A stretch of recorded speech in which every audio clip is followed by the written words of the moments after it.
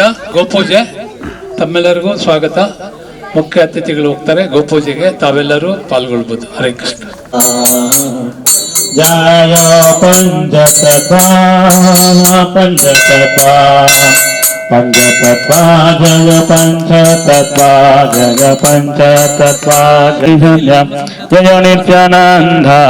ಹರೇ ಹರೇ ರಾಮ ಹರೇ ರಾಮ ರಾಮ ರಾಮ ಹರೇ ಹರೇ.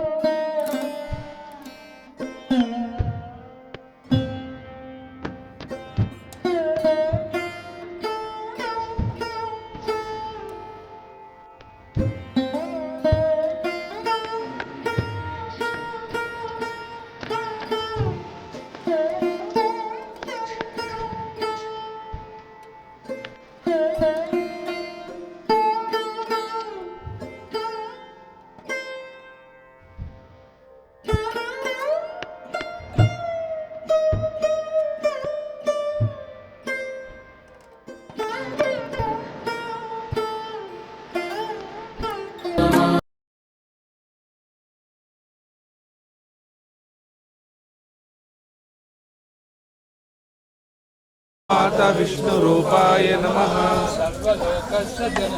सर्वलोकस्य जननी सर्वदेवतामयी गोमातरं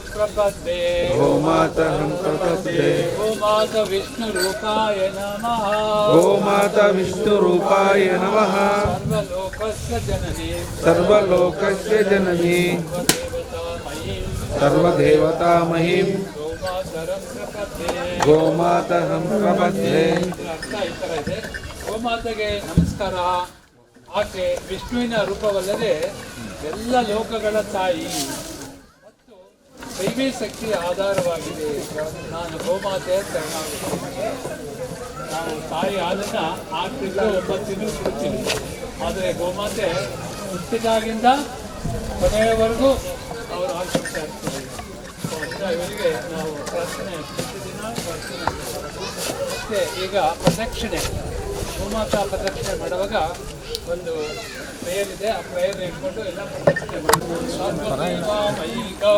ಸರ್ವದೇವ ಮಯಿ ಗೋ ಇಲ್ಲ ಬನ್ನಿ ಸರ್ವತೀರ್ಥಮಯಿ ಸದಾ ಪ್ರದಕ್ಷಿಣಂ ಕುರ್ವನ್ ಗಾವ ಪ್ರದಕ್ಷಿಣಂ ಕುರ್ವನ್ ಸರ್ವ ಪಾಪೇಭ್ಯೋ. ಇದರ ಅರ್ಥ ಈ ಥರ ಇದೆ. ಎಲ್ಲ ದೇವತೆಗಳು ಹಸುವಿನಲ್ಲಿ ನೆಲೆಸಿರುತ್ತವೆ ಮತ್ತು ಅದು ಎಲ್ಲ ಪವಿತ್ರ ಕ್ಷೇತ್ರಗಳ ತಾಣವಾಗಿದೆ. ಹಸುವಿನ ಪ್ರದಕ್ಷಿಣೆ ಮಾಡಿದರೆ ಎಲ್ಲ ಪಾಪಗಳಿಂದ ವಿಮುಕ್ತಿ ಪಡೆಯುತ್ತಾರೆ. ಹಸು ಭೂದೇವಿಯ ಪ್ರತಿನಿಧಿ. ಸೊ ಅದರಿಂದ ಹಸುವಿಗೆ ಪ್ರದಕ್ಷಿಣೆ ಮಾಡಿದರೆ ನಾವು ಭೂಮಂಡಲ, ಇಡೀ ಭೂಮಂಡಲ ಪ್ರದಕ್ಷಿಣೆ ಮಾಡಿದಂಗೆ. ಆ ಭಾವನೆಯಲ್ಲಿ ನಾವು ಈ ಮಂತ್ರನ ಹೇಳ್ಬಿಟ್ಟು 3 ಸಲ ಪ್ರದಕ್ಷಿಣೆ ಮಾಡೋಣ. ಹರೇ ಕೃಷ್ಣ ಹರೇ ಕೃಷ್ಣ ಕೃಷ್ಣ ಕೃಷ್ಣ ಹರೇ ಹರೇ ಹರೇ ರಾಮ ರಾಮ ಹರೇ ಹರೇ ರಾಮ ರಾಮ ಹರೇ ಹರೇ ಕೃಷ್ಣ ಹರೇ ಕೃಷ್ಣ ಕೃಷ್ಣ ಕೃಷ್ಣ ಹರೇ ಹರೇ ಹರೇ ರಾಮ ರಾಮ ರಾಮ ಹರೇ ಹರೇ ಹರೇ ಕೃಷ್ಣ ಕೃಷ್ಣ ಕೃಷ್ಣ ಹರೇ ಹರೇ ರಾಮ ಹರೇ ಹರೇ गौ माता की विश्व गुरु शीला प्रभुपाद की परम करुण निताय गौर की निताय गौर प्रेमानंदे ಈಗ ಮಹಾಮಂಗಳಾರತಿ ಇರ್ತದೆ ಎಲ್ಲರೂ ದಯವಿಟ್ಟು ಮಹಾಮಂಗಳಾರತಿಯಲ್ಲಿ ಪಾಲ್ಗೊಳ್ಬೋದು ದಯವಿಟ್ಟು